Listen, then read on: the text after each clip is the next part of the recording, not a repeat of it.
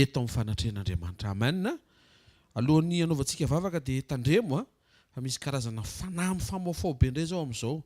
Fanahy amin'ny fanomezan-tsiny, fanahy amin'ny fankahalana, fanahy amin'ny fampisarahana, fanahy ny fifampiandaniana, dia mila mitandrina ny fiangonana mba tsy roboka ao amin'izay efa nampitandreman'Andriamanitra. Ao vaofa an-tananao dia asio fisaorana sy fankasitrahana ny amin'ny fahatongavanao eto. Tombonandro vao maraina, fofinainy eo amin'ny vavoronao tamin'ny fo, ianao nitarihany sy nentiny tonga soa eto amin'ny sekoly, na dia nisy aza ny sakatsakana dia tonga soa ianao eto amin'ny fanatrehan'Andriamanitra. Isaory azy fa raha mbola isan'ny velona ianao dia misy antenaina. Isaory azy fa nanaitra vao maraina Andriamanitra tamin'ny alalan'ny teny, fa tsy le tia ivelany fa le tena avy ao anaty mihitsiny. Tian'Andriamanitra hovaina sy amboarina. Misaotra ray amin'ny anaran'i Jesosy fa fanilo ny tongotray, fahazavany lalana ny teninao. Tondra aina rehefa azonay izany ary fahasalamana ho an'ny nofinay. Misaotra ny amin'ny fanavaozanao ny ato anatinay tonga nay anna fomba fijery mendrika sy mety mifanaraka amin'ny zavatra hitanao, atonga nay isaina tahaka anao. Vavaka izay ray amin'ny anaran'i Jesosy mba ho arovana satria mbola ety amin'izao tontolo izao. Anana famantarana na discernement tsy handray ny fanasana ny fakapanata dia avy ny fahavalo atao na ny devoly amin'ny endrika fanomezan-tsiny, fimonomononana, fankahalana, lolom-po, fifampiandaniana, fitsarana, fanamelohana. Vavaka izay ray amin'ny anaran'i Jesosy raha hiatrika ny tontolo andro androany indray, hiatrika ny herinandro, hiatrika ny volana oktobra ary hiatrika ny ho avy ny firenenay dia milanao izay. Amin'ny anara maherin' Jesosy Kristy avy Nazareta. Amen. Mazoto eo na vetivety ary. Anio manokantsika dia hijery lohahevitra anankiray indray nampitondraina ny lohateny hoe Tsiambaratelon'ireo fahazaram-piainan'i Jesosy. Tsiambaratelon'ireo fahazaram-piainan'i Jesosy. Avy hatrany dia sokafantsika ny Tesaloniana voalohany toko 5, ny 9:40, izay ny anankiray, ny 9:70, izay ny fanondrony, ary ny 9:80, izay ny fanotelony. Dia rehefa hitantsika izay ka afisy somatsara dia afaka irahantsika vakiana. Tesaloniana voalohany toko 5, ny 9:40. Ao miaraka tsika isa 2 minaran'ny Tompo, mifalia mandrakariva raha izay. Faharoa, mivavaka aza mitsahatra. Roa izay. Fahatelo, misaora amin'ny zavatra rehetra, fa izany ny sitrapon'Andriamanitra amin'ny Kristy Jesosy ho anareo. Amen. Misy fahazaram-piainana, habitude de vie, aseho eto izay naseho an'i Jesosy fa azo iainana ary tena mampety antsika sy mahasoa antsika. Fiainam-pifaliana, mifalia mandrakariva, fiainam-bavaka, mivavaka aza mitsahatra, fiainam-pisaorana, misaora amin'ny zavatra rehetra. Isika dia natao hanahaka an'izay naseho an'i Jesosy.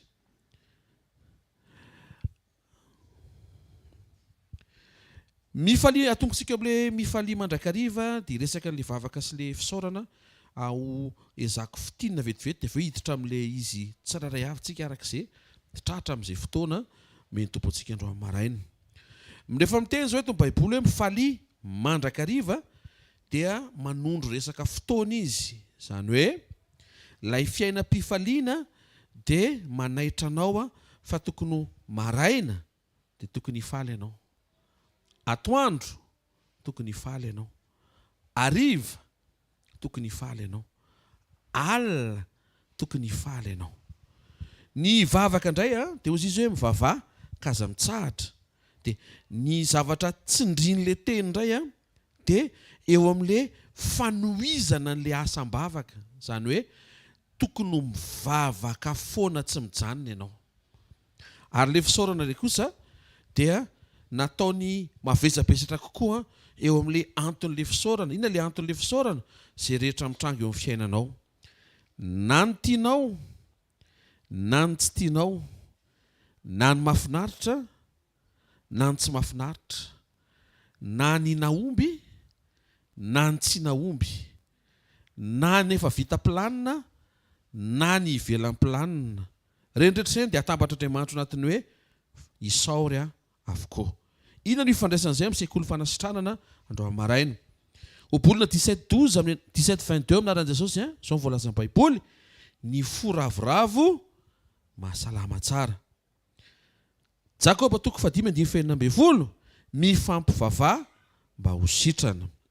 Luc 17:9-20 dia digany amin'ny 7:20 rehefa sitrana le boka dia niverina le anankiray tamin'izy folo lahy dia zao voalazany teny hoe niankohaka teo tongotra Jesosy izy ka nisaotra azy. Ary Jesosy dia niteny hoe mitsangana mandehana, ny finoanao no mameno ny fanasitranana anao. Alleluia. Ao aorian'ny fifampivavahana ny fanasitranana. Zay mahatonga anao entina mbavaka rehefa avy eo mba ho sitrana. Avy eo nefa ianao mila miverina eo amin'Andriamanitra ampisaorana mba ahafahan'Andriamanitra mamita le fanomboam-panasitranana tao aorian'le vavaka.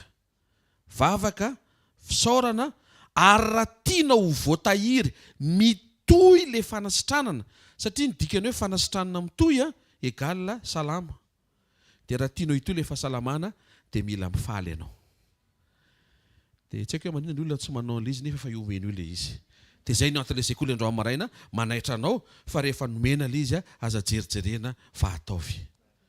Ahoana tsara hoe entina mbavaka ianao dia sitrana. Miverina misaotra ianao dia vitaina le fanasitrana, zany hoe ao aorian'le vavaka zany manomboka sitrana ianao. Fa raha vao miverina misaotra ianao satria rariny raha averinao amin'Andriamanitra ny voninahitra amin'ny fisaona sy fankalazana azy dia tohiziny ary fitaina hatramin'ny fanasitranana. Ary raha tianao voatahiry le fanasitrana ka tsy hiverina intsony le aretina dia mila manana fo ravoravo ianao. Ndao tsika hijery hoe ohatry ny ahoana ny fahanam-piainan'ireo dia avy eo ho raisitsika tsirairay avy ireo. Ahery ianao aminaran'i Jesosy. Ho courage ianao andro maraina. Ho ampiakarina ny tahan'ny moral ao anatinao eo satria manin'Andriamanitra tsara ianao. Avereny hoe safidy. Ao amin'ny Jona 10:17 ny zavatra anankiray izay lazain'i Jesosy sarobidy be mihitsiny. Ny anaran'ny Tompo tsy misy manaisitra ny aiko amiko fa ny tenako ihany no manolotra azy. Manana fahefana n'olotra azy ary manana fahefana haka azy indray. Zany didy zany dia azoko tamin'ny raiko. Eto Jesosy dia mampianatra fahatsapana anankiray izay ao anatin'ny zanak'Andriamanitra. Fa nomena fahefana izy. Io fahefana io dia fahefana isafidy. Avereny hoe fahefana isafidy hoe. Amin'ny dika teny fototra izy dia hoe herin'ny safidy, power of choice. Nomena an'io zasy ianao, afaka misafidy ianao io ny tena marina. Fa raha vao tsy miaona amin'i Jesosy ianao dia tsy tonga saina fa afaka misafidy. Zay no mahatsara ny fahateram-baovao satria ny fifanenanao amin'ny filazantsara dia manaitra anao fa misy zavatra napetrak'Andriamanitra ao anatinao tokony ampiasaina ara-potoana atao hoe safidy. Isika ihany koa dia afaka mampiasa ny safiditsika. Raha le voalaza teo fifaliana, mifaly, mivavaka, misaotra, avereny hoe mifaly, mivavaka, misaotra hoe avereny farany dia miditra tsara isa roa telo, mifaly, mivavaka, misaotra dia afaka misafidy ianao ny vavaka. Fa afaka misafidy koa ianao resaka aman'olona dia miresaka fiainan'olona avy eo. Resultat fotsiny tsy mitovy. Resaka fiainan'olona ianao dia hita fa ny azo mandroso ary matao ianao mitazana dia tsy mandroso miaraka aminy ianao zany. Na ianao safidy hivavaka dia mba hifantoka ianao amin'izay hitondran'Andriamanitra anao raha mba nampandrosoan'Andriamanitra ny hafa mba hampandrosoany koa ny ianao. Ka tsy iza miva. Tena akaikinao ao anatinao misy safidy hoe raha vao ampirimnao safidinao hoe dia ny devoly ny safidy eo amin'ny toeranao. Raha vozany hoe tsy hitako izany izay atao ohatrany tsy dia ho alain'ny devoly ho ampiasain'ny devoly moyen rehetra tonga anao hijabaka ao anatina safidy diso. Tsy maintsy misafidy ianao. Tsy mampety anao no mijanona eo voana hoe sady tsy mandrosony tsy mihemotra. Afaka misafidy koa ianao ny isotra. Afaka nisafidy ny monomonina sy anymetsiny koa. Afaka nisafidy ny faly. Afaka misafidy ny alahelo sy ny anjetoka. Tena safidy le izy. Za mifandro amaraina tsy ho diso safidy zasy ianao. Ianao za tamin'ny isika tonga teto ambony tany dia tsy nisafidy tsika ho teraka mpanota. Azadio fa rehefa nanota Damaseva dia zay zanak'olombelona rehetra teraka dia teraka mpanota. Tena kaikinao teraka mpanota hoe. Ny olona rehetra dia tsisy nisafidy ho teraka mpanota. Fa ny olona rehetra kosa afaka hisafidy tsy ho faty toy ny mpanota. Alleluia. Tena kaikinao tsy voatery ho maty ao anaty fahotana ianao hoe. Tsy voatery ho mpanota ny fiafaranao io hoe. Zay no mahatonga antsika zanak'Andriamanitra rehefa ao amin'ny Kristy dia tsy misy fanameloana. Mety nanao fahadisoana ianao fa tsy mpanota intsony no fiantsonanao. Tsy asanao intsony le ota. Azontsika ve zany? Inona mahatonga ny olona tsy mahay mampiasa ny safidiny vetivety? Voalohany, tsy fantany fa safidy ny zavatra rehetra. Tsy fantany. Tsy nampahafantarina azy fa ianao zao andro maraina ampahafantarin'Andriamanitra hoe afaka misafidy ianao. Amen.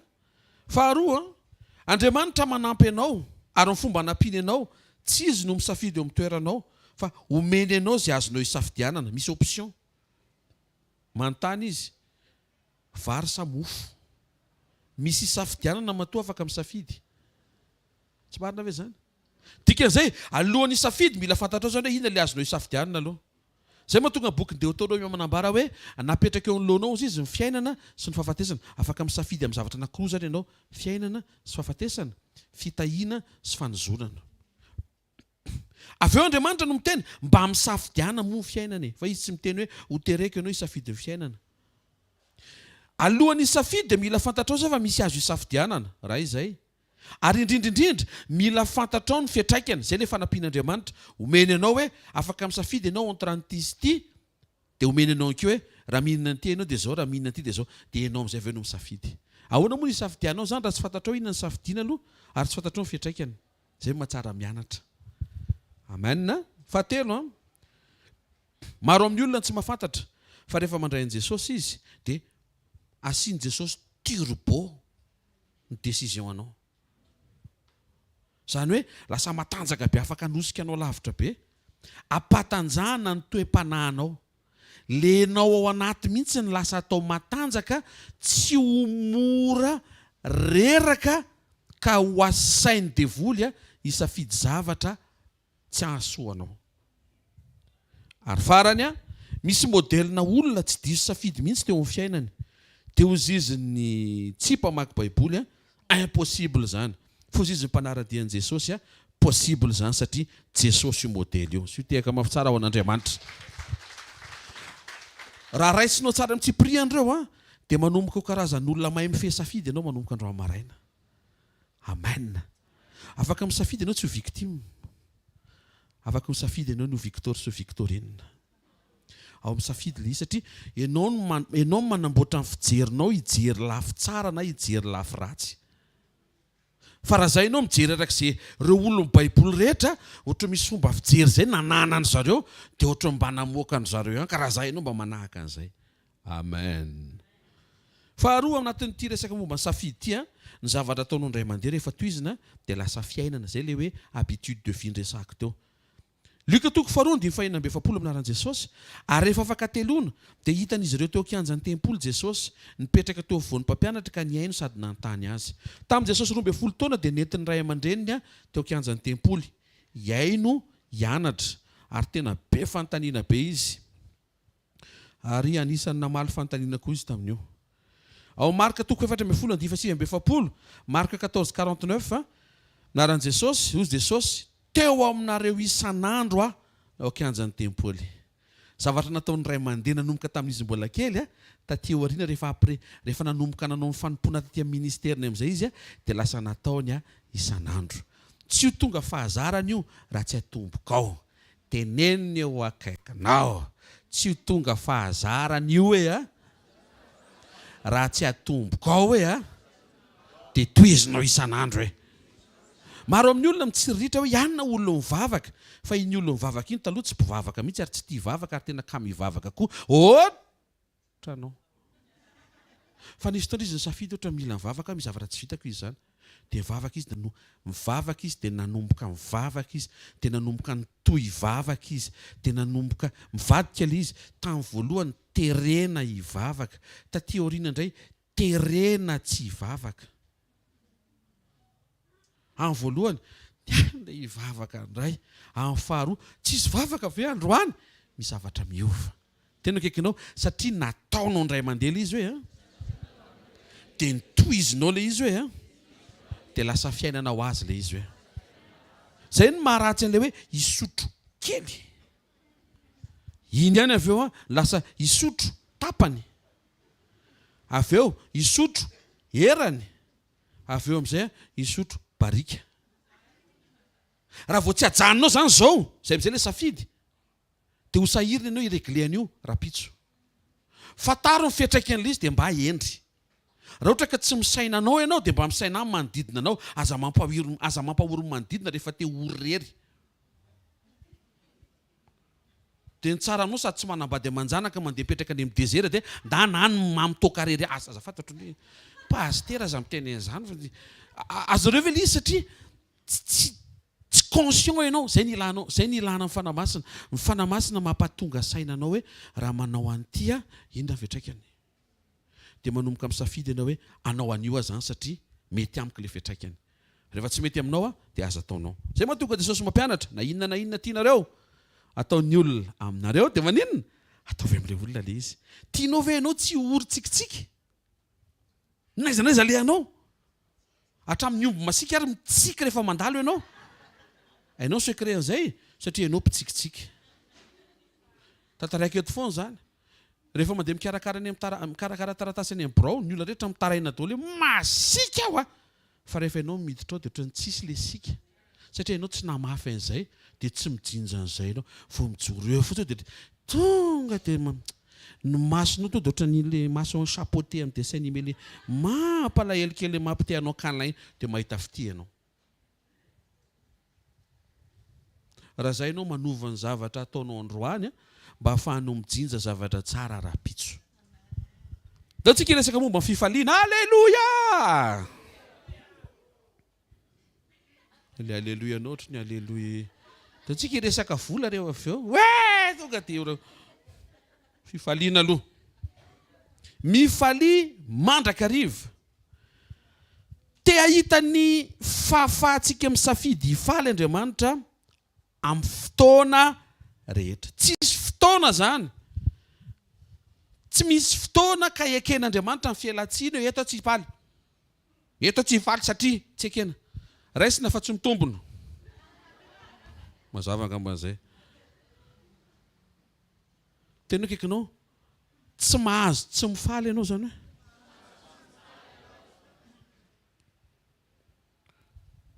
Dia ahoana ka raha tsinona dia hifaly foana ve zany? Inona zany ny anarantsika eto ohatra ka tsy hifaly foana kosako. Hozy Jesosy eo amin'ny Jaona 15:11 dao tsika hijery zavatra nitenen'i Jesosy satria fahazaram-piainana teo amin'ny tantaran'i Jesosy azontsika tarafina sy ianarana ireo zavatra telo izay nosoratana any amin'ny bokin'ny epistily ireo. Inona moa ilay izy telo? Inona ilay voalohany? Mifalia. Inona ilay faharoa? Vavaka. Dia inona ilay fahatelo? Misaotra. Averentsika miaraka isa roa telo. Mifaly, mivavaka, misaotra. Hozy izy ny tompo amin'ny Jaona 15:11 minaran'i Jesosy zany zavatra zany dia efa nilazaiko taminareo mba ho aminareo fifaliako ka ho tanteraka ny fifalianareo. Fa inona moa ny resahan'i Jesosy amin'ny Jaona 15? Ao amin'ny Jaona 15 izy Jesosy dia miresaka momba ilay hoe zany voalomboka ny raiko ny mpamboatra nareo ny sampana dia mila en communion ianao sy Andriamanitra mba afaka hibata voankazo le rantsana. Zay izy amin'ny dika teny gasy mazava. Afaka miporter fruit le sampana. Dia inona le fruit resahana? Toetra. Ohatr'izao ilay izy. miresaka momba ny communion Jesosy mba hahafahanao mamoaka ny toetran'Andriamanitra. Ao aorianan'izay ozy izy ao anatinareo fifaliako. Eo aloha tsika ary raha hifaly mandrakariva zany dia hifaly isika satria miombona amin'Andriamanitra dia mamoaka ny toetran'Andriamanitra. Enao mamoaka ny toetran'Andriamanitra zany dia efa loharam-pifaliana miboiboika ao anatinao. Tenenino akaikinao mamoany toetran'Andriamanitra hoe. Ny dikany hoe mamoaka zavatra efa ao anaty miandry avoaka. Tsy zavatra mbola vao hotadiavina fa zavatra efa ao. Ka izy io ve pasteur ampy sao dia lany izany mahatonga anahy ny hariva vao tena mifaly fa sao dia lany atoandro ao. Dia Baiboly miteny fa feno le izy ary déversé natobaky ny fanamasina ao anatinao. Misy olona zany eto manjetoka fa manana stokna fifaliana natony fony fa tsy avoakany. Dalan'le olona riny zany teneno akaikinao fantaro zay anananao hoe ampiasao zay anananao hoe. Misy taontsika mitady fifaliana avy any ivelany. Mety koa iny fa tsy maharitra. Fa ny tena maharitra fifaliana avy ao anaty. Teneno akaikinao efa misy ao hoe. Rehefa nandray an Jesosy ny olona anankiray ozy ny bokin'ny Romanina 5 dia tonga dia misy sitoky. Mazava ve? Misy fahafenona toetra ao am-ponao. Dia mety ho gaga tsika hoe dia ahoana ary zany satria le izy zany ao fa tsy mivoaka. Andriamanitra ny tsy niteny homeko le izy dia aza mataotry nefa mivoaka ho azy io. Teneno akaikinao tsisy zavatra mivoaka ho azy zany hoe.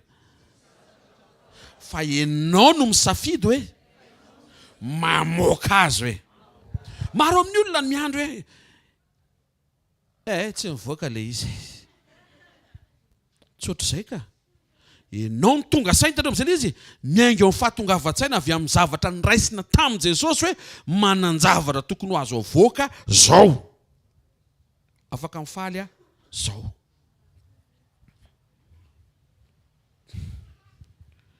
Alléluia.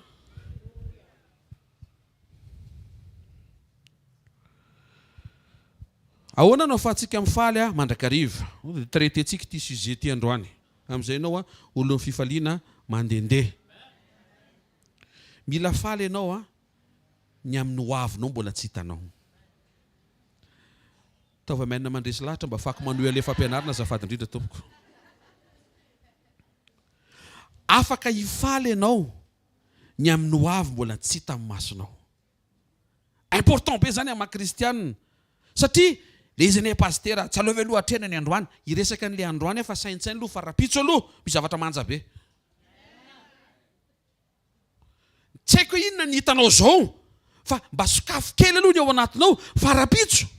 Rehefa avy eo amin'izay mbola tsy hitany mbola tsy tonga any ny tongotrao misy zavatra tsara be azon'Andriamanitra aseho. Io tsara le frazy ampiasaina. Azon'Andriamanitra aseho fa tsy tonga dia hoe miseho azy indray. Ny antony raha vao tsy mety aminy eo ianao dia azon'Andriamanitra aseho foana ny dikan'ilay izy. Fa raha vao manomboka mety eo ianao aseho anao ny toetra mety dia aseho an'Andriamanitra le tsara miafina. Fa misy le izy. Romanina 12:12. Romanina 12:12. Zay mahatonga izy anaty 24 heures ianao afaka mifaly foana. 12 heures indray dia 12 heures indray. Miara-mamaky tsika amin'ny anaran'i Jesosy. Mifaly amin'ny fanantenana, miareta amin'ny fahoriana, mahareta amin'ny fivavahana. Lasa zavatra misarika anao avy ao anaty le fanantenana hifalianao. Hébreux 12:2 anaran'i Jesosy. Mijery an' Jesosy tompo finoantsika sy mpanefa azy fa io Jesosy io dia naharitra ny azo fijaliana tsy nitandro henatra satria nisy fifaliana hitany teo anoloany. Zay ny dikan'io. Ka raha vao tsy hitanao io fifaliana eo anoloanao io dia tsy harisika ianao handeha. zao nefa tsy ampy io, tsy ampy le fifaliana ao aloha misarika fa misy fototra anankiray zay koa manosika aza mbola mody aloha. Alleluia. Hitanareo reny train tsy eto amintsika za ho avy fotoana eto amintsika fa misy train any amin'ny toerana misy train any ampitan-dranomasina sady misy locomotive misarika, misy locomotive manosika. Mavesatra izy zay, mavesatra le entana hoentiny dikan'izay. Zay no mahatonga ny vision hitanao hoe io misy zavatra ao aloha io mampiazakazaka anao. Ny olona miazakazaka tsy misy vision dia rera-poana. Satria tsy fantatra hoe andeha aingana ho aiza izy. Tena kaikinao ny olona miazakazaka tsy mahita ninninna hoe mandeha aingana tsy tonga n'aiza n'aiza hoe dia noho tsara manana vitesse izy fa tsisy destination. Izy zany tena wow, tena 60 km/h koa zay. Si rehetra miazakazaka be reny fa tsy hita hoe andeha ho aiza. Dia tsotra aminao marina aleo mandady fa fantatra hoe andeha ho aiza. Toy izay miazakazaka toy ny adala tsy fantatra hoe andeha ho aiza. Mazava mahatonga an'izay manque de vision. Hébreu toko faharoa Abakoka toko faharoa andiny faharoa ka hatramin'ny andiny fahatelo hoe misy vision tokony velomina zay andro amarena fa io vision io efa nalevina niraka tamin'ny Lazarosy. Mampitomany ny tompo zay. Io vision io efa nahidinao satria efa melehibe ianao. Nisy documentaire hitako zay tamin'ny alina fa nanaitaitra ny tatao anatiko mihitsy. Raha matoa be fa grand-mère mbola nianatra skateboard ihany izy. Oza misy raha tsinaka ianao tsy tia sketiko. Inona le zavatra tsapako? Na dia efa lehibe le raha matoa be mbola nyrealiser ny rêve-ny ihany izy. Misy rêve zay ao anatiny hoe efa naleviny. Fa misy zafikely. Dia maninona? Mbola afaka mandoko ianao na misy zafikely ohatra ka lokony ohatra mba zavatra tianao atao ane. Tsisy taona ho fandokoana tso fa vary zao mila vidiana. Aty le izy. Ianao ihany to dia mametra hoe hividy vary zany fa tsy mba hanao ny zavatra mba mipassionné anahy ohatra. Anaran'i Jesosy namaly azy Jehovah ka nanao hoe sorata ny fahitana. Tena kaikinao natao sorata ny zavatra iny hoe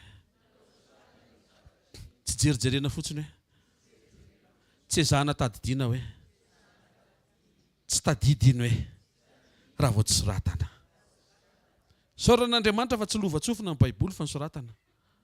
Raha tsy zany efa niova daholo reo.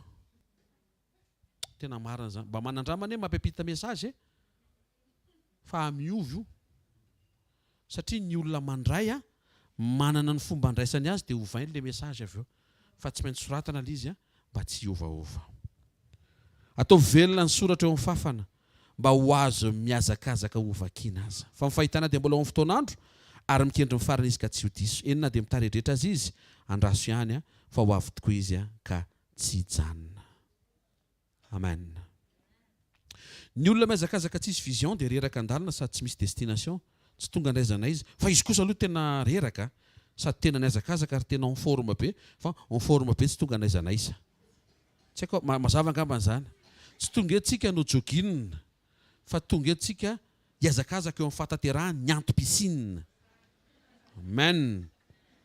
Ny olona manana vision tsy miazakazaka indray dia manofinofy ampitoerana tsy mandroso.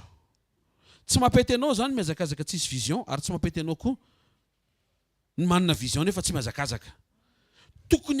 Tokony mahazaka anao hiazakazaka ny vision ampahitan'Andriamanitra anao. Io ilay teneniko anao hoe fifaliana any amin'ny ho avy misarika anao, miatire anao androso. Aza dino fa ny olona minina no afaka mandeha, zay mahatonga le hoe tsy amin'ny fahitana no andehanantsika fa amin'inona? Amin'ny finoana. Ary tsy misy olona hoe vao mitsangana izy to dia miazakazaka. Fa mandeha aloha izy zay vao miazakazaka. Tena kaikinao afaka hifaly ianao hoe misaina ny zavatra tsara ara-pitsy hoe. Anankiray izay. Afaka hifaly ianao ny amin'ny androany zao. Io zany le tena problème à traiter zao mihitsiny. Efesana toko 5:20. Menaran'ny tompo, araroty ny andro azo anaovantsoa fa ratsy zao fiainana zao. Jesosy eo amin'ny asan'ny apôstôly toko 7:7 dia zao voalaza ny teniny naran'i Jesosy. Jesosy Kristy avy any Nazareta zay nosoran'Andriamanitra tamin'ny fanamasina sy ny hery sady nandehandeha nanao soa sy nahasitrana izay rehetra azo ny herin'ny devoly satria Andriamanitra nomba azy. Inona ny ifandraisana izay amin'ilay faly amin'ny androany? Maro amin'ny olona no faly any amin'ny hoavy dia lasa any amin'ny hoavy izy. Dia rehefa tena iny izy ndao hivavaka, alefa tena mbola manofy any amin'ny hoavy koa. Tsara ny fahafantaranao fa misy zavatra tsara rapitso. Fa misy zavatra mila andraisanao fepetra sy ampiasanao safidy zao. Inona moa ilay loha hevitra androany? Mifalia, mivavaha, dia misaora. Eo amin'ilay mifaliantsika. Jesosy araka io asan'ny apôstôly io dia voalaza fa nandendeha izy ary zavatra nataony nandendeha nanao soa. Aleloia. Mandendeha manao soa Jesosy. Zany dia ao anatin'ny fifaliana azonao iainana isan'andro. Jesosy ankoa dia nijoro avolombelona fa nanao izay nankasitrahany rainy izy isan'andro. Manao izay ampahafinaritra an'Andriamanitra. Baiboly dia milaza fa zao fiainana zao dia ratsy. Zao fiainana zao dia miratsy. Fa ny anao mihatsara. Eo no zao misy zavatra tonga dia misy zavatra mifanipaka eo. Raha mijery an'izao tontolo izao ianao zany dia ratsy io. Fa raha mitaratra ianao ny fiainanao arak'izay niainan' Jesosy dia mihatsara ny ianao. Ety amin'izao tontolo izao no ataonareo fahoriana fa Jesosy nampanantena nefa aza matahotra izy matokia fa za efa nareny izao tontolo izao ary lehibe izay ao anatinareo noho izay ety amin'izao tontolo izao.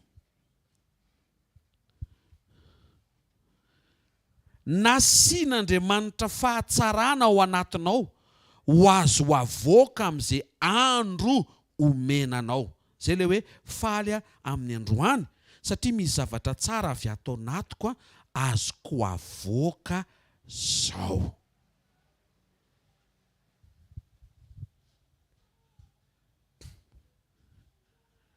Ahoana mo pasteur zary ty mararika inona no avoakako eo? Afaka tsy mikizitina amin'ny garde ianao. Raha zay zao no ataonao dia salama ho azy ianao.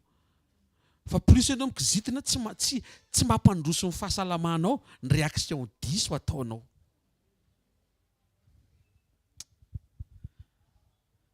Androany ty atrehantsika androany ty misy zavatra matsiro be. Zay ilay antsoina hoe ny tsiron'ny androany. Teneno akaikinao, mety efa nangidy foana zao ny tatoato hoe teneno izy. Fa Andriamanitra mampatsiaro androany maraina hoe fa misy zavatra matsiro androany hoe. Misy zavatra tsara hoe. Misy zavatra mamy be mihitsy hoe. Le izy tsy eny an-dalana hoe fa le izy miafina hoe. Tsy hitan'izay tsy mahafantatra hoe. Fa ianao zao androany nampahafantarina hoe. Ny isan'andro zay mahatonga anao tsy mila manandro. Satria ny fanandrona dia mametraka fa mety andro anankiray anatin'ny andro misimisy ny tsara ho anao. Laingy zany. Satria rehefa ao amin'ny Kristy ianao ny andro rehetra dia tsara ho anao. Tsy tehaka mafy tsara ho an'ny tompo e. Androany zao tsy voatery hanaintaina ianao. Manomboka androany zao tsy voatery harary tsony ianao. Zany anie dikan'izany mesazy zany e. Dia mety hiteny ianao hoe ahoana moa tsy hararika ilay izy rehefa narary foana hatramin'izay. Tonga eto amin'ny fanatrehan'Andriamanitra ianao. Ny fanatrehan'Andriamanitra manaitra anao ny amin'ny zavatra afaka hitranga sy ny tokony hitranga eo amin'ny fiainanao. Misy zavatra tsara be androany fa raha vao tsy misokatra ianao dia ohatry ny omaly ihany ny androany dia mampanantena anao fa ohatran'izay roa andro ihany rapitso dia ny eo ihany mihodina kodiaran-tsarety ny fiainana ny omby mandeha dia hiteniteny zavatra tsy fantatra inona eo ianao. Nefa Andriamanitra manomana programa tsara mihitsy hoe androany indray izao satria vao maraina dia vaovao indray ny famindram-pony. Ary io famindram-po vaovao io dia manokatra ny fon'Andriamanitra tonga anao afaka hisiraka zavatra be dehibe izay mbola tsy hita masonao hatramin'ny androany. Vaovao be ho anao indray zany zao ny fon'Andriamanitra, atao vaovao be ho an'Andriamanitra koa ny fonao fa izay mbola tsy hitanao hatramin'izay afaka tambatr'Andriamanitra androany. sady vérité zany ny réalité fa zakivy ianao am'izay hita masonao hatreto. Mbola tsy nahita ninninina ianao ny tena marina. Manomana ny tsara indrindra Andriamanitra. Ianao tia surprise io, Andriamanitra ny surprise ny Andriamanitra ao. Ianao tia cadeau ngeza be io, Andriamanitra ny cadeau ngeza be Andriamanitra. Ohatra misy tsy manao amen, hitako anao tsy manao amen. Menao tsy mihinao zany. Sarotra be ve nihinao zany? Ho ampina ianao arany. Fa izy miteny ianao fa ohatra le zavatra antrango maly any zao nitoy androany, andro vaovaony androany. Na ny akanjonao ary tsy ohatra n'io nanaovanao tamin'ny farany. Mety hiteny ohatra ny tsy izy io. Na fomba mipasoanao azy ary misy ohatra mivilina kely eo amin'ny lamosiny ao fa tsy ohatra le tamin'ny herinandro. Tereny ianao anaiko fa androany mbola tsy tamin'ny masonao fa aza mieritreritra hoe pastera tsisy miova zany. Ianao no tsy miova angamba. Ianao ny eo amin'ny fiainanao angamba tsy miova fa zay mihitsy ny antony fahatongavana hoe izay vao azoko matoa ty message ty noentana ho anao mihitsy kely message. Nentiny tetinao mba ho tairiny hoe aza zatra lalakitan'olona.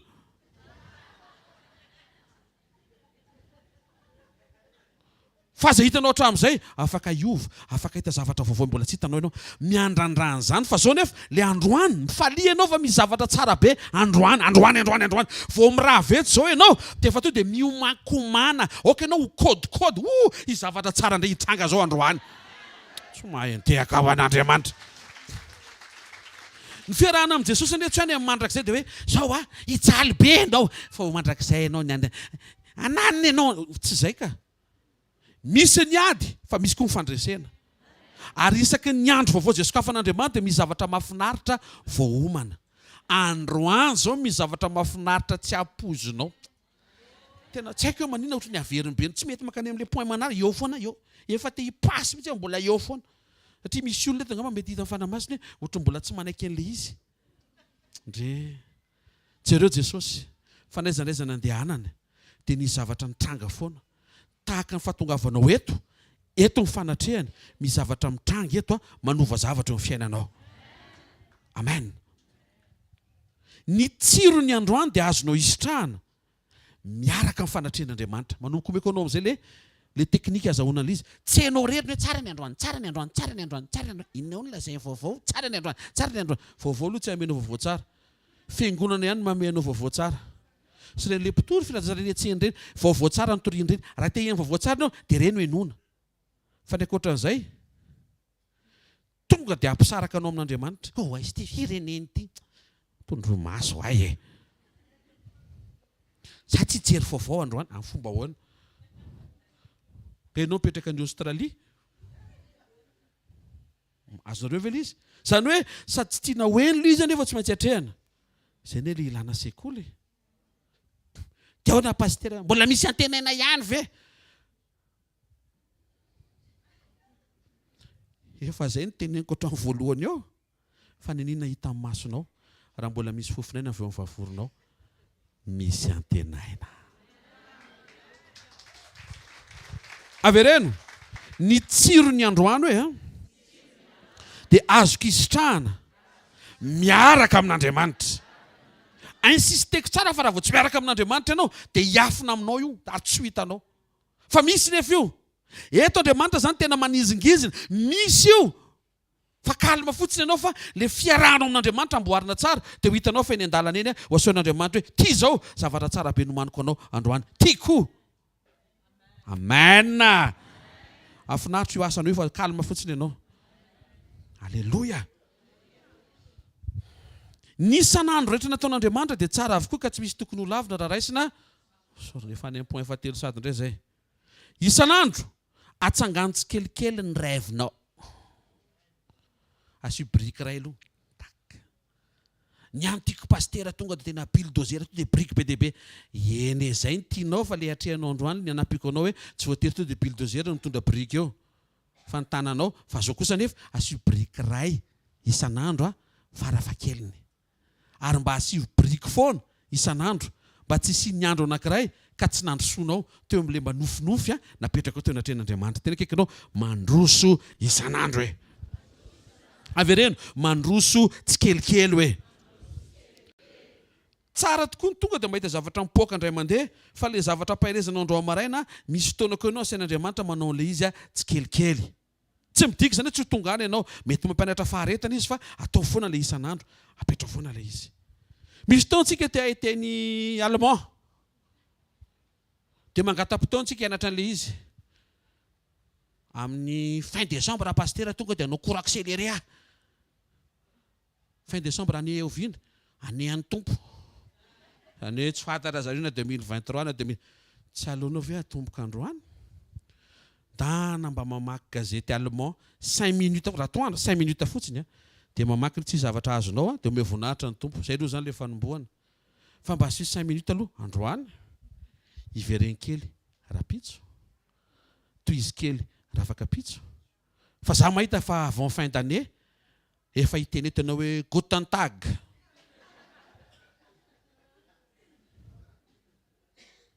God liebe dich.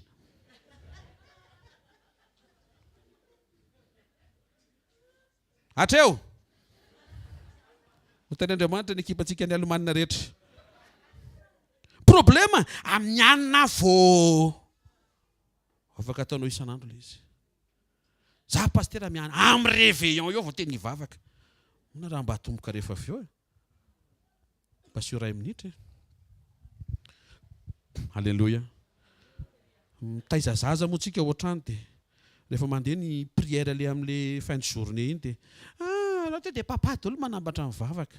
Toy izay hoe tsy maninona rao fa mba atao phrase ray fotsiny ary. Ankivareky rehefa lasa ilay izy tsy phrase ray akory. Azonareo ve? Toy izay hoe ny zavatra nataon'i Jesosy androany ve dia tsy mba ho tany saintsika kosa ve? Dia tany saiko daholo, ninana an'izao tsika, lalao an'izao tsika, nijery an'izao tsika. Dia izany ve dia tsy atsiarovantsika an'i Jesosy? Fa raha vao tsisy orinao izay dia ho ataoko amantsy. Alefa tsikelikely. Tena kaikinao, misy zavatra mila alefanao tsikelikely hoe.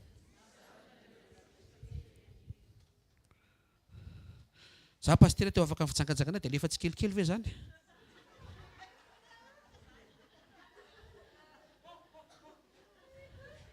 Iny karazan'iny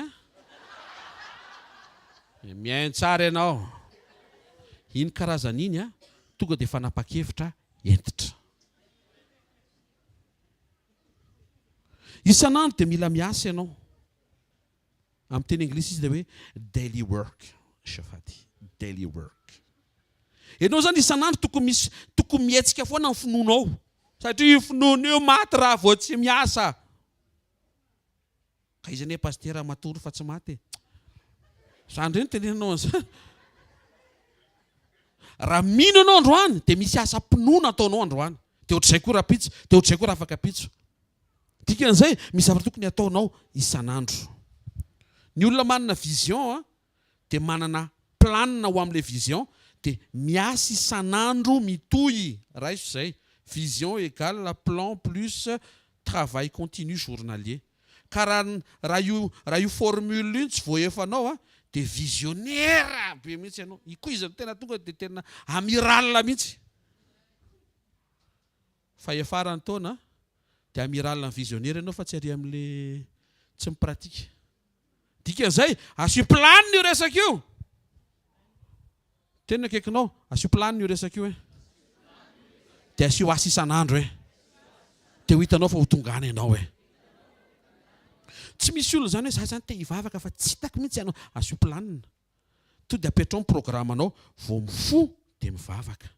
Ianao no mametraka an'izay fa tsy anjely manaitra miela ny vao maraina hoe vavako. Maro amin'ny olona miandry an'izany ane. Raha tena tianao hivavaka fo azy toy izy Andriamanitra. Surveille fotsiny dia mifo ianao ko tsy azoko. Ifanometsiny mantsy avy hoe teraina ane Jehova fa tsy namoa azy androany maraina fa angambany tsy te hivavaka. Ianao mety rehefa tsy te hivavaka izy. Te hivavaka izy fa ianao tsy mifo. Mifo aza. Ka zany sarotra be mifo hoe surveille. Ka zay ane tsisy réveil. Misy azo atao foanao zany. Zay tiako teneno misy azo atao foanao. Sotrorano be.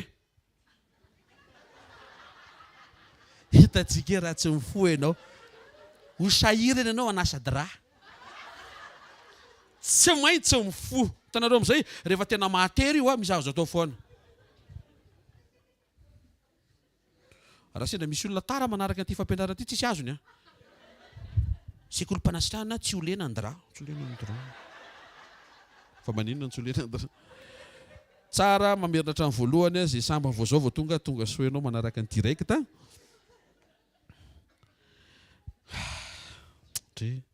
Ifalio izay misy eo aminao androany.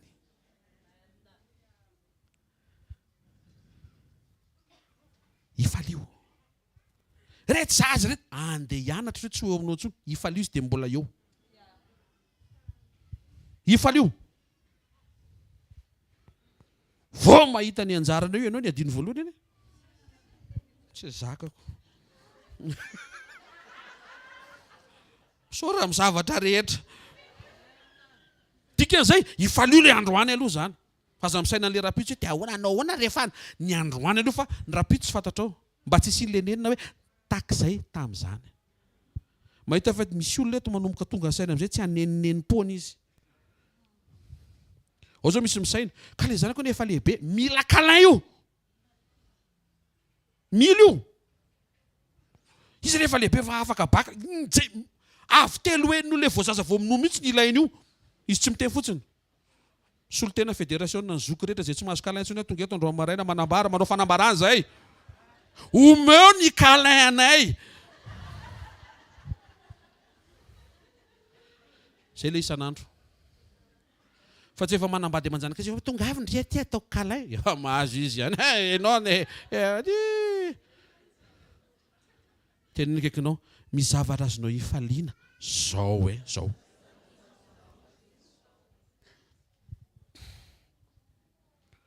Enao metsena mividy anana ronjato. Ifalio fa ho avo fotoana tsy afaka anao n'intsony ianao. Mety ho avo fotoana dia garde corps be dehibe tsy mahazo vidy anana intsony ianao. Na mofo anana tsy azonao vidiana. Mofo akondro zany moa zany dia efa Andriamanitra. Inona nataoko amin'izany? Ifalio io androany. Eto zao misy olona mitety inona koa zany? Tsy azonao angamba ilay tiako tenenina. Fa isy fotoana. Misy zavatra tsy azonao atao intsony. Satria misy zavatra ho ataon'Andriamanitra mantsy. Dikan'izay ilay androany zany tonga dia isory. Eo amin'ilay tena kafetapa mo. Isory ilay amin'iny fotoana iny fa isy fotoana hitady an'iny kafetapa an'iny ianao fa tsy ahita.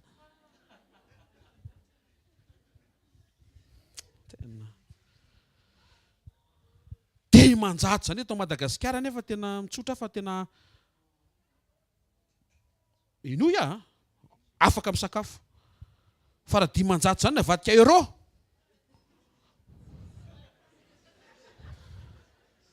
Ohatrin'ny zany. Fa tena mitsotra anao fa tsy mahazo ninnininy zany. Isory io androany io. Ifalio ny androany. Fantaro fa tsy mivery ny indroa ilay androany atrehanao. Araraoty. Misy mahatsara alenao mpanararoatra io ene. Fa ilay zavatra ararotina fotsiny diso. Ahitsilo izy manomboka androany. Araroty ny andro. Tsy olona ny ararotinao. Fa ilay andro no ararotina ho azo anaovan-tsoa. Ianao tsy mpanararoatra fa ianao ilay azo ararotina. Mazavaiko ilay izy. Afaka tonga aminao foana ny olona hoe meo za dia manome foana ianao. Niditra hôpitaly ny mamanay. Rotona tery niditra hôpitaly ny mamany. Dimy taona niditra hôpitaly ny mamanay. Miditra hôpitaly foana amin'ny mamany. Mandainga izy tiako tenenina zany. Dia ianao tsy voatery miteny hoe mandainga. Rehefa renao afaka manomenao dia moa izy mba tsy hanota fotsiny. Dia hoana pastera lany laliny amin'ny toaka. Nga ianao juge. Nga ianao mpitsarako vao manome dia vao hoentinao izy aza manome rehefa ohatra ka tsaratsara ianao ilay olona. Mba hita ambavaka izy. Tainy tompo. Amen. Anatin'ilay fifaliana, angamba fifaliana no taperitsika androany. Mifalia amin'ny lasa. Ewi. Mila misokatra ny ao anatintsika mifaly amin'izay efa nataon'Andriamanitra tany amin'ny lasa. Namonjena ianao ohatra. Ireo karazana famonjena izay niainanao tany aloha, io amin'izay ilay teneniko teo hoe ilay fanantenanany amin'ny hoavy misarika anao. Fa ny fahitanao ny karazana famonjena vitan'Andriamanitra tany aloha anosika anao. Miara-miasa ilay izy. Ilay zavatra hitanao any aloha misarika. Manintona anao. Fa ny fahatsapatenanao hoe reto ny zavatra efa nataon'Andriamanitra indray anosika anao. Zay mahatonga Jesosy misy fotoana miresaka zao hoe ndry ny voninahitra zay niarahantsika mianaka. Na Jesosy ary manao an'io méthode io. Zay mahatonga izy ampitaina mba hatonga anao anna fifandraisana mety tsara sy mahambe miaraka amin'Andriamanitra. Satria ilay fifandraisana tsy androany ihany fa fifandraisana mampifamatotra anao amin'Andriamanitra amin'ny androany, amin'ny taloha sy amin'ny rapitso. Salamo 96:2 minaran'i Jesosy. Mirao an Jehovah misaora ny anarany. Lazao isan'andro ny famonjeny mahafaly. Isan'andro. Alleluia. Apokalipsy 2:12. Mifaliry lanitra sy ianareo zay monina ao aminy. Fiainan-danitra sady fiainan'Andriamanitra ny fifaliana. Ny poniny lanitra ny anjely sy ny vovonjy dia faly foana. Andriamanitra raha teo ihany koa ary ianao ihany koa zany. Mila mifaly ianao ny amin'ny androany, faly ianao ny amin'ny omaly, faly ianao ny amin'ny zavatra miandry rapitso. Ao hiditsika mivavaka mbola misy minitra vitsivitsy. Jesosy dia olo mivavaka ary izy tonga nofony mila mivavaka satria raha vao tsy mivavaka ianao dia mampanota anao ny nofo. Zay nga mahatonga dia hitsina be. Raha vao tsy mivavaka ianao dia mampanota anao ny nofo. Fa raha vao mivavaka ianao dia tarihan'ny fanahy ianao. Amen. Hoy Jesosy amin'ny Luc 18:1. Tsy mety raha vao tsy mivavaka mandrakariva ka tsy reraka. Ny mampareraka tsy miazakazaka be fa mampareraka tsy ampivavaka. Ny mampareraka tsy fisiam-bola fa tsy ampivavaka. Satria rehefa tsy ampivavaka ianao miatrika vola kely dia manomboka manisa ny sainao hoe tsy mahavita ninninina io. Fa raha vao ampivavaka ianao mahita an'ilay vola kely dia mahita ny hoe azo ampitomboana io hvkl-mission. Dia misokatra ny ao anatinao tsy ho voafaritra ilay zavatra voaisa fa manomboka amintsika ianao mahita ny fahaiza-manon'Andriamanitra tsy voafetra. Zay ny ilanao mivavaka. Tena kikanao mila mivavaka.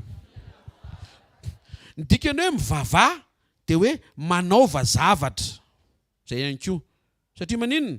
Mampimebera hoe etiko ambavaka eto anatrehana ty zavatra tsy ataoko ty. Tsy haiko nareo aloha fa zaho ohatrany tsy dia mandany fotoana amin'izay. Etiko ambavaka tompo fa zaho tsy ho an-tamatavy. Ianao elo lalana any fa zaho tsy ho any. Ridicule be zany. Fa matoa ianao zay mivavaka dia maninona? Zavatra ho ataonao zay le entinao mambavaka.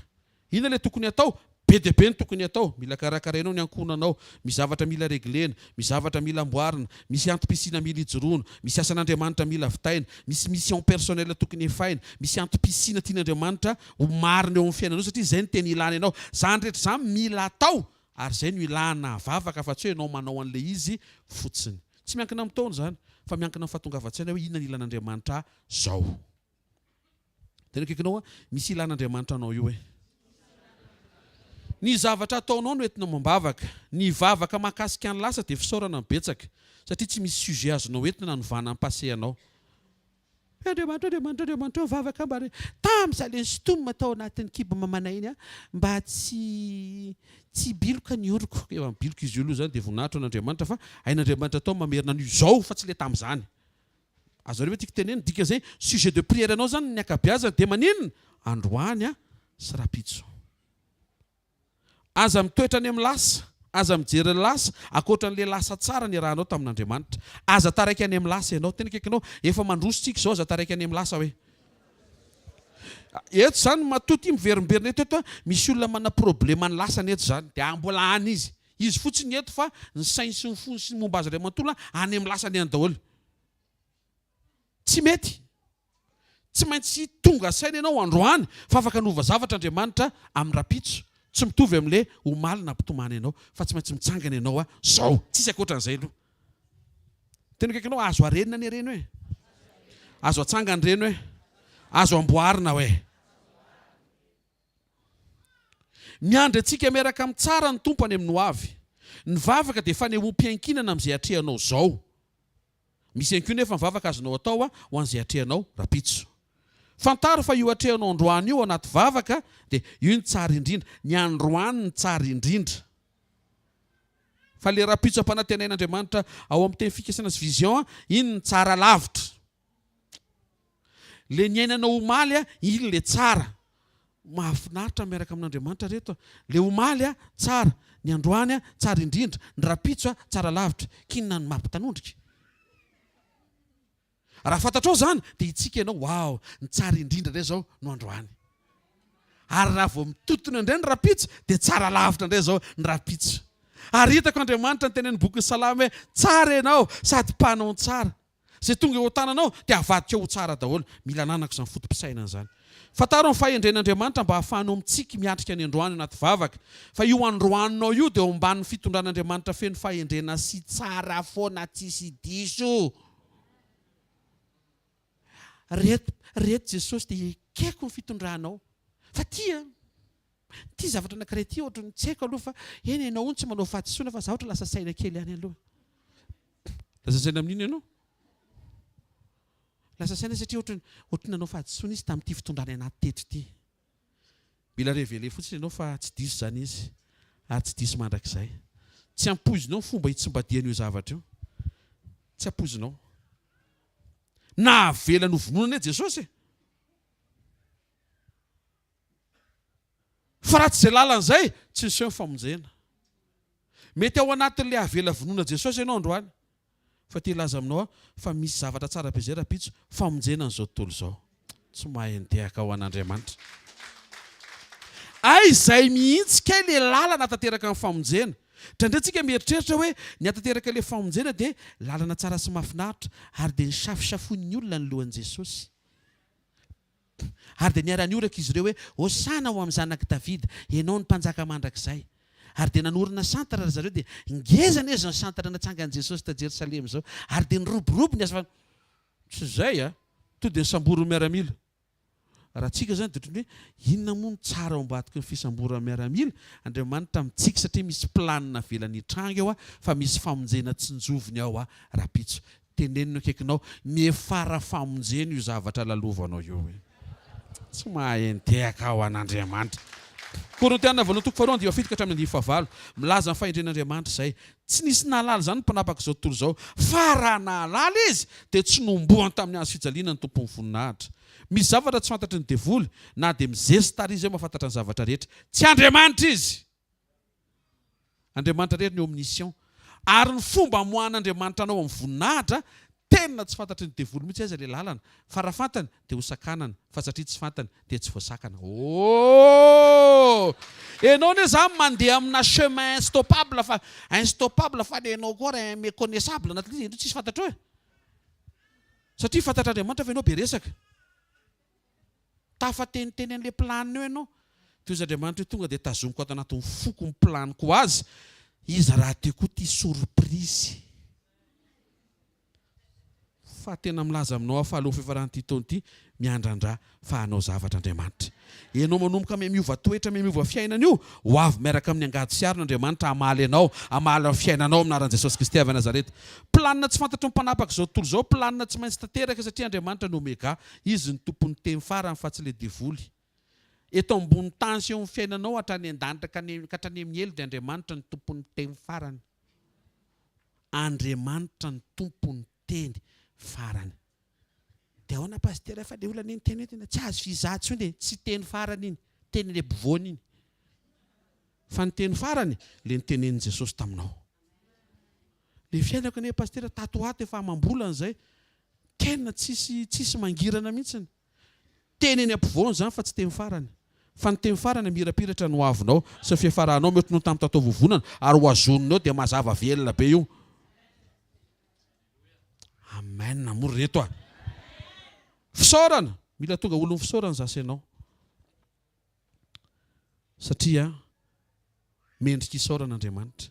Ny amin'izay efa nataony ny amin'ny zavatra ataony androany ny zavatra rehetra eo aminao avy aminy tingama zaraiko dia mirafitsika. Fantaro fa io aminao io fa zavatra efa mihoatra dia velomin'ny fisaorana. Lasa zavaiko. Io zavatra eo an-tananao sy eo amin'ny fiainanao io zavatra efa mihoatra noho ny tokony eo aminao io. Velomin'ny fisaorana fa efa namindra fo taminao Andriamanitra.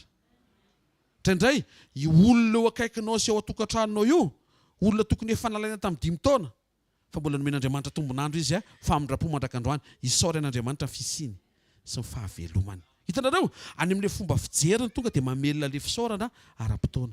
Ary azadino fa izay nataon'Andriamanitra tany aloha ny lehibe lavitra no izay andrasantsika mba ho ataony manaraka. Fa ny tsara kosa ny fiafaran'ny raharaha dia tsara lavitra noho ny fiandohany. Ohatr'izao zany ilay izy amarina amin'ny tena farany aloha ny tena mamarina ilay tena farany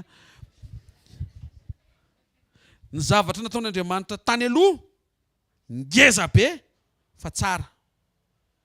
Fa ny zavatra ho avy aty aoriana mora kokoa manao azy fa tsara lavitra. Raha azonao zay dia hitsikitsiky foana amin'izay ianao hoe wow, le atrehako aoriana androany zany tsy le mafy indrindra, satria le mafy indrindra efa vita, fa le tsara indrindra satria le tsara indrindra le mbola ho avy. Manasanao hitsangana dia saotra an'Andriamanitra tsika. Ao vaofaony tananao. Saotra ray amin'ny anaran'i Jesosy Kristy avy Nazareta ny amin'ny fotoana. Saotra ny amin'ny fahazaram-piainana.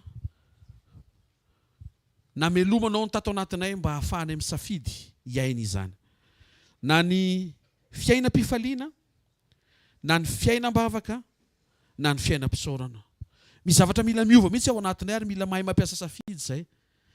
Saotra fandraho maraina tompo dia misy fanasitranana mitranga, misy fanasitranana voatahiry ary misy fahasalamana mahazo toerana. Mankasitraka sy manome voninahitra anao zay fa ny teninao izay nalefanao dia manasitrana ary manafaka anay amin'izay longo izay nianjeranay. Saotra ray amin'ny anaran'i Jesosy fa ampatsiahivinao fa mila miatrika mpifaliana izay ny isan'andro, indrindra le miaraka aminao. Ary tsy misaina akory zay hoe isy akory ny isan'andro tsisy ianao zany, fa tena le miaraka aminao hatrany farany, hatrany amin'ny mandrakizay. Saotra ray amin'ny anaran'i Jesosy ary tsaroviny tsirairay avy izay tonga eto. Aoka ho tonga valy mahafa-po hitondra fitsarana sy fahatoniana ao anatin'ny tsirairay avy ny teny izay nomenao androany maraina. Amin'ny anara maherin' Jesosy Kristy velona masina sy manan-kera avy Nazareta. Saotra ray amin'ny anaran'i Jesosy. Amen. Mahazo toerana vetivety nao fanatitsika ho fankasitrahantsika an'Andriamanitra. Fisaorantsika ny tompony amin'ny fotoana toerana teny fandaminana sy sekoly hitahanao Andriamanitra amin'ny anaran'i Jesosy. Vaovao amin'ny zoma sabotsy pasteur Rodolphe dia efa izy raha sitrapon'Andriamanitra no efa mitondra ny teny sy ny hafatra ho antsika eto anivon'ny asa fanompoana amin'ireo fotoana ireo. Teny akaikinao mifalia foana ianao hoe misy antony azonao hifaliana hoe tsy voatery manjetoko ianao hoe afaka mandray zavatra ianao hoe amin'ilay teny be dia be teo dia mifaly ianao anatin'izay hoe dia mivavaka foana hoe satria manao zavatra ianao isan'andro hoe dia misaotra foana ihany koa hoe amen. Manomboka androany maraina zany dia arahanao akaiky ireo zavatra ireo. Ao ve fifaliako? Ao tsara ve mivavaka? Ampy ve izany fisaorana izany? Dia omeo fahafa-po Andriamanitra ataovy izay ankasitrahany. Amen. Tsangana ary dia tsofina rano ianao hamakivaky ny journée. Tononona amin'ny anaran'i Jesosy Kristy avy Nazareta ny fahafahanao manahaka ny tompo amin'ireo karazana fahazaram-piainana izay efa nisokafany, ny ainany sy naseho voasoratra mba hahafahantsika manahaka izany. Manonona amin'ny anaran'i Jesosy olon'ny fifaliana ianao. Isokatra ny ao anatinao ahita ny antony ahafahanao mifaly amin'izay efa nataon'Andriamanitra tany amin'ny lasa, amin'izay nataony ho anao any amin'ny ho avy ary amin'izay efa nomanina anao amin'ny androany. Mahita an'io amin'ny anaran'i Jesosy fa olona mivavaka ianao. Ho ao anatinao fanahy mivavaka tonga anao tsy ary hivavaka amin'ny fotoana rehetra. Tsy le tereny fa le manomboka te hivavaka sy mahita mahita fahafinaretana mivavaka. Amin'ny anaran'i Jesosy no hanonony an'io fa ho ao anatinao fifalim-pisaorana sy ny fiainam-pankasitrahana. Amin'ny anara maherin' Jesosy Kristy velona masina sy manan-kera avy Nazareta. Amen. Raha pitsy marina sekoly tokantrano tonga ava amin'ny etaeta dao tsika hianatra fa izay mianatra no mahay. Tany Jesosy. Zareo ny fahasoavanareo fa ny fahasoavan'Andriamanitra no matoy izao ary ny fahasoavan'Andriamanitra no